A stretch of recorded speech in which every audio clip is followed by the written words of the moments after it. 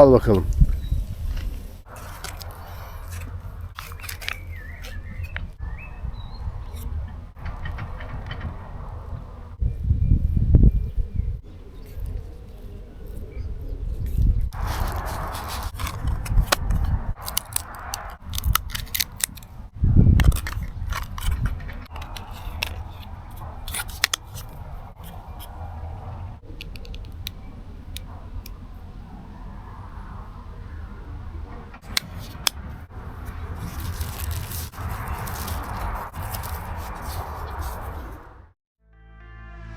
Gidebileceğin her yere baktım, boş kalıptı kalbimin tahtı. Ne kadar var kim bile vaxtım, bu kadar əziyyət vermə günahtı.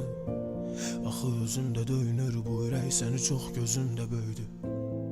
Hüzünlə öyünüb aça bilmirəm axı sözündə düymüm. Dərdin nədir anlat, susqunluğa qərq olmaq nədir? Məni məhv edən az şey varmış kimi sən onlardan biri də. Yox bu nağılın ardı, attığın güllə qəlbimi yardı. İndi tək başıma qaldım, bu eşqə lazım təcili yardım.